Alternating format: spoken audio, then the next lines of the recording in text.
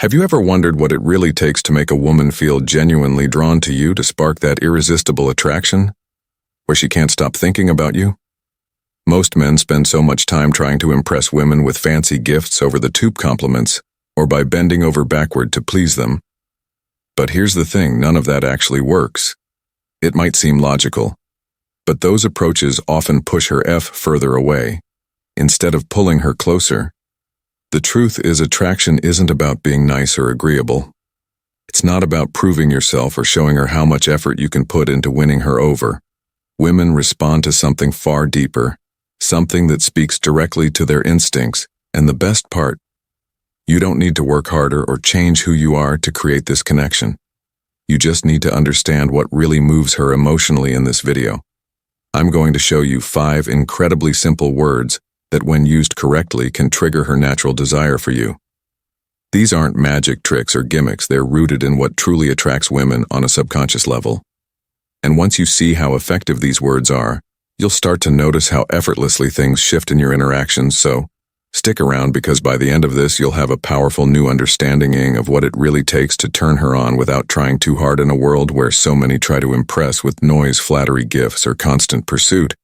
What if the secret to real attraction was in doing less? Not less in effort, but less in overthinking. Less in chasing approval. The truth is, attraction isn't about grand gestures or proving yourself.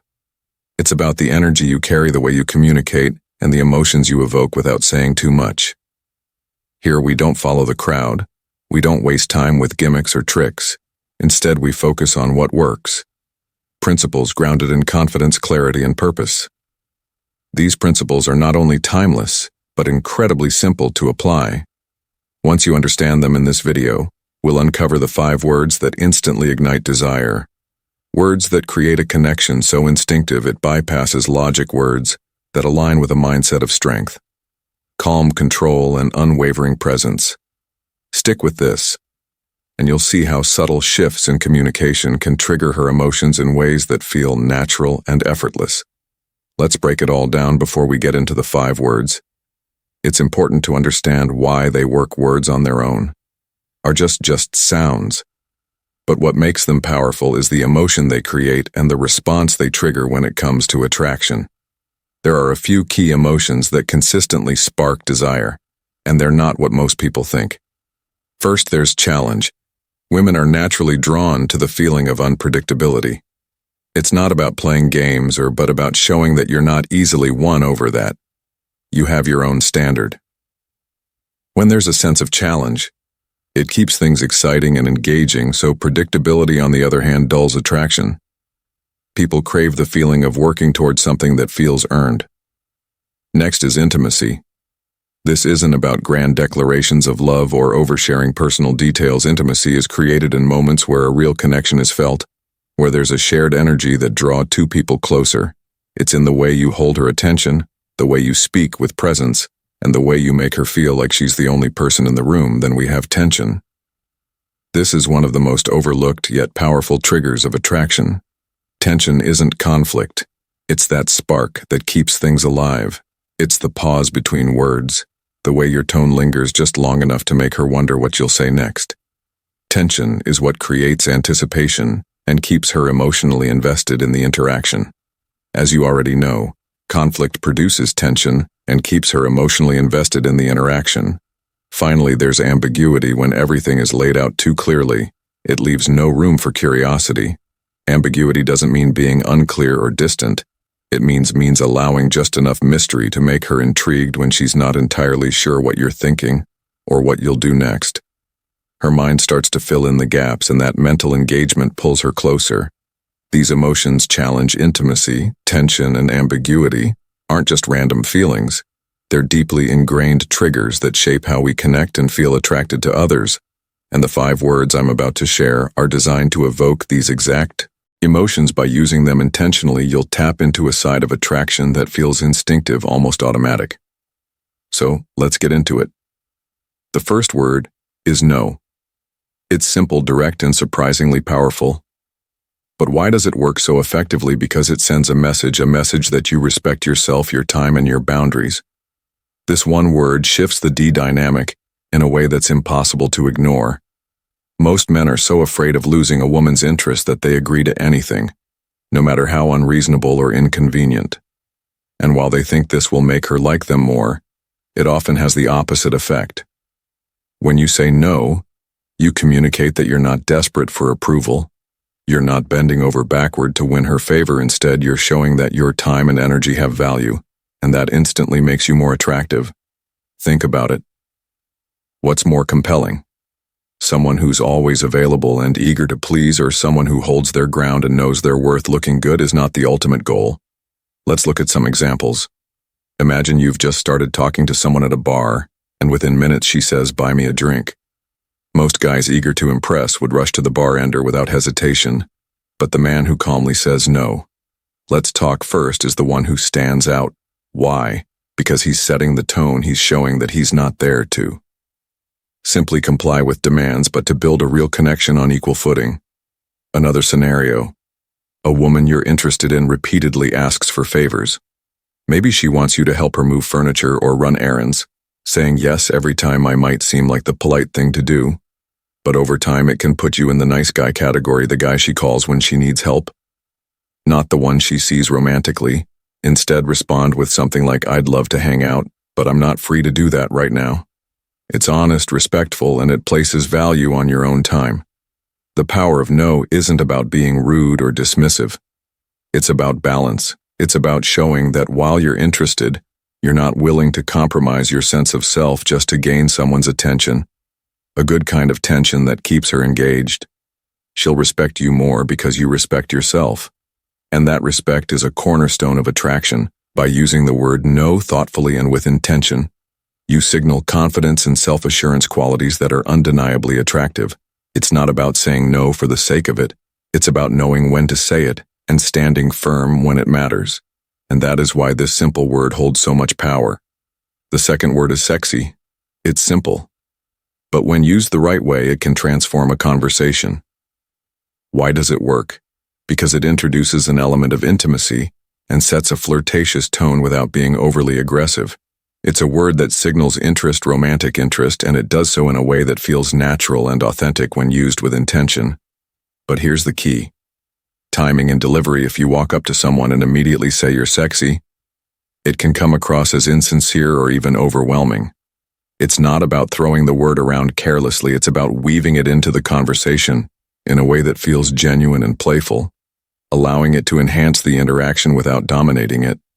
There is a lot of truth to this, and I hope you'll recognize it. Let's talk about how to use it. One of the most effective ways is to pair it with something unexpected. For example, instead of saying you have a sexy smile, which is fine but predictable, you might say you have a really sexy elbow. The unexpected pairing creates a moment of surprise and intrigue, which immediately grabs attention. She'll pause, maybe laugh, and ask, "My elbow," and just like that, you've shifted the dynamic to something more fun and flirtatious. The same goes for other features that aren't traditionally associated with the word sexy. Maybe it's her overbite, her laugh, or even her handwriting. The point is to make her feel noticed in a unique way while keeping things light and playful. This isn't about being overly serious. It's about creating a connection that feels genuine and fun. Now let's talk about when not to use it. If the conversation is just starting and you haven't built any rapport yet, throwing in the word sexy too soon can feel forced or out of place. Timing matters. Wait until there's already some level of comfort or chemistry. That's when the word lands best, when it feels like a natural extension of the energy you're already building together. And remember, less is more. You don't need to use this word constantly to make an impact. In fact, the less often you use it, the more powerful it becomes when you do. It's like adding a spark at the right moment. It catches her attention and makes her feel special, but it doesn't overpower the interaction. Sexy is one of those words that, when used with care, carries a lot of weight.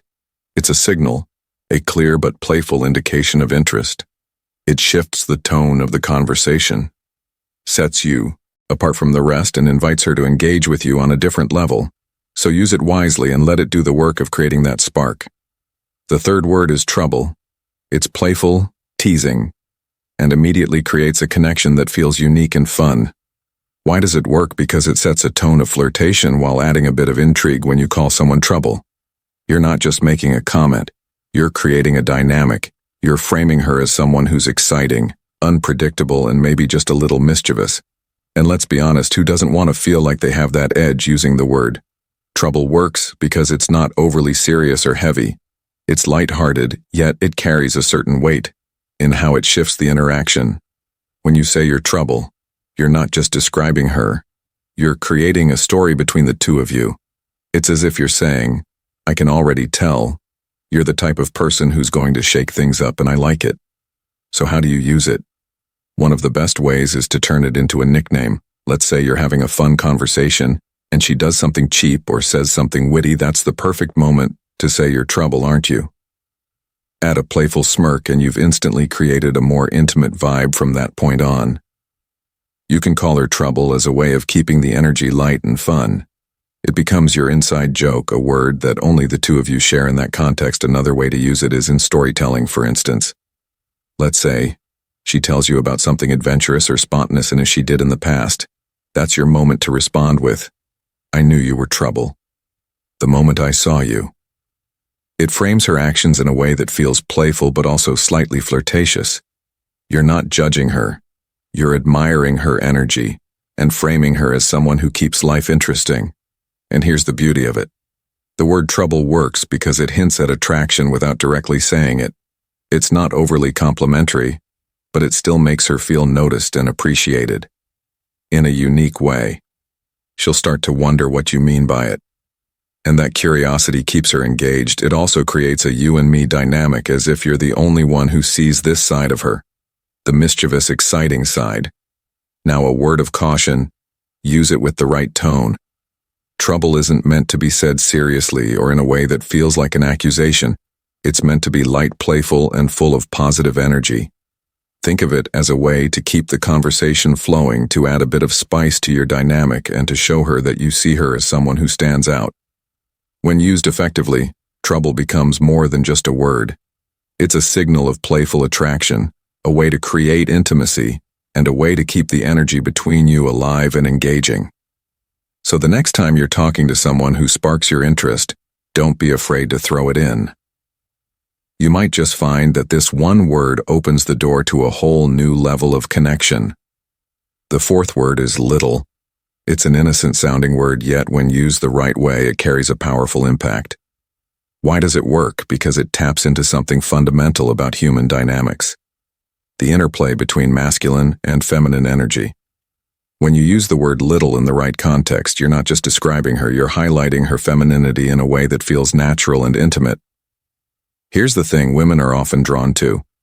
Men who exude a sense of strength and security, and not because they're helpless or weak, but because it complements their own feminine energy. By calling her little, you're subtly reinforcing that contrast.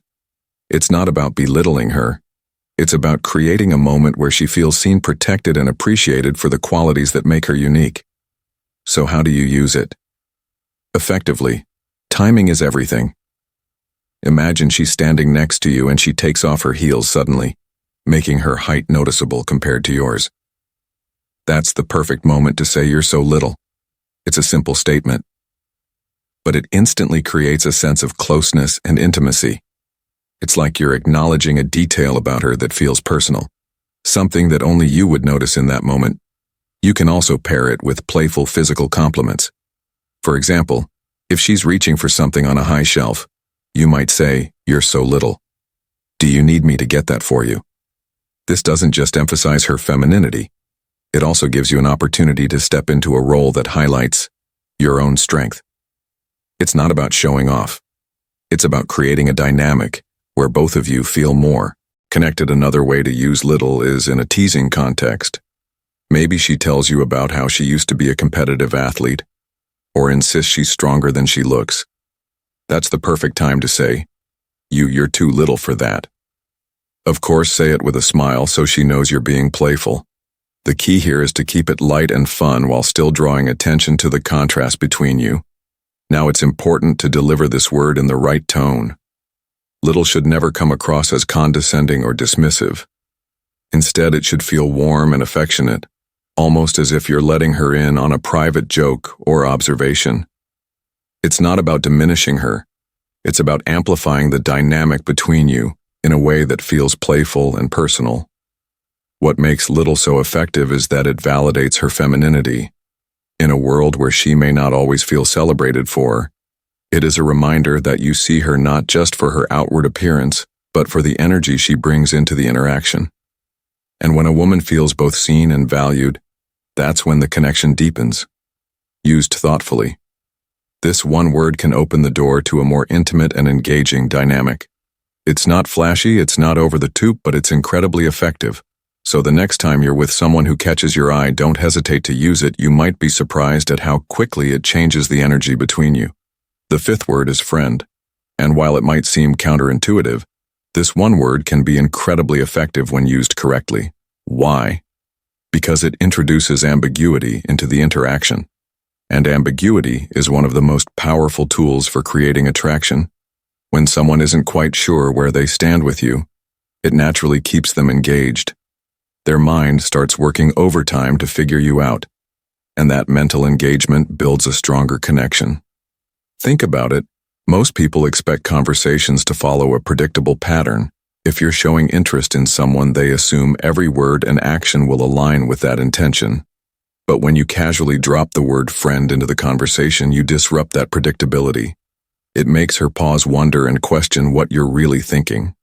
That moment of uncertainty is what makes this word so effective. Let's talk about how to use it. One of the best ways is to throw it in playfully during a lighthearted moment. For example, you might say, "You're such a cool friend. I should introduce you to someone."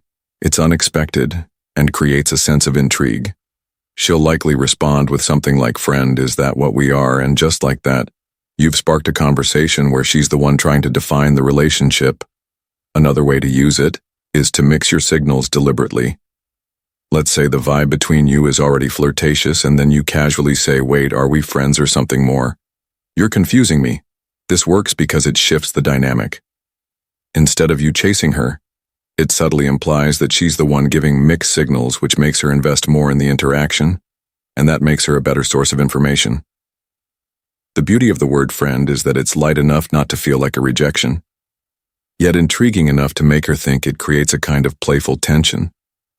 She knows you're interested, but now she's wondering just how interested you are. That curiosity is powerful, because it makes her more engaged in figuring out where things stand.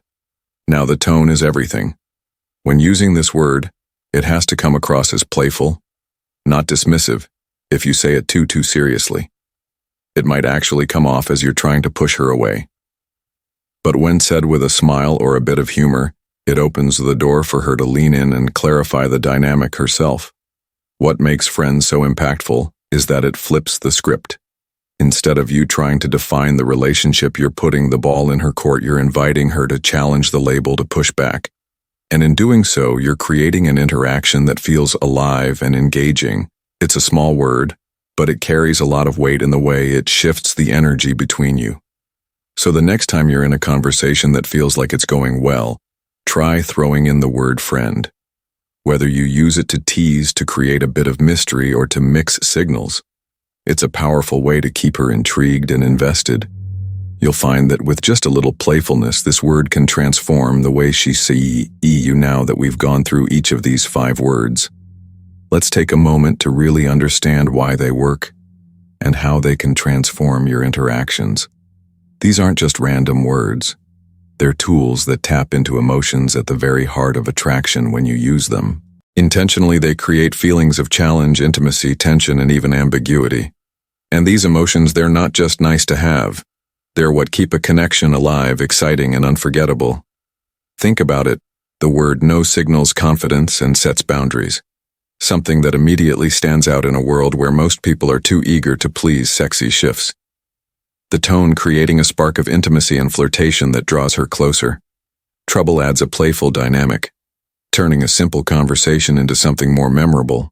Little emphasizes the natural balance between masculine and feminine energy, building a sense of closeness and protection.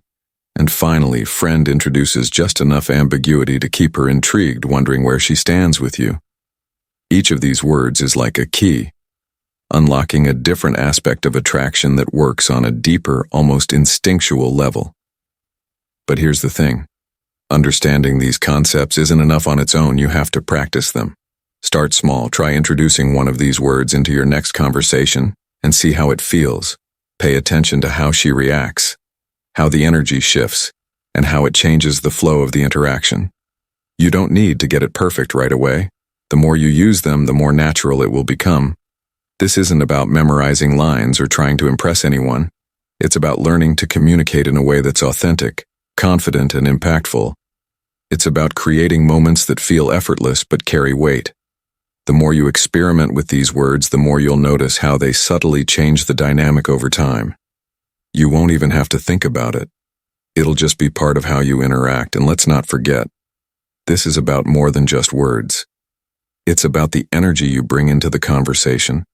The way you say things matters just as much as what you say. So take your time, practice with intention, and watch how these simple tools open the door to deeper, more meaningful connections. If you're willing to put this into practice, you'll be amazed at the difference it makes.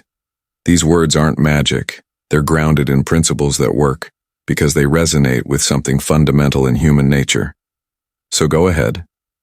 Start experimenting. Start seeing how powerful your communication can be when you use the right words in the right way at the right time.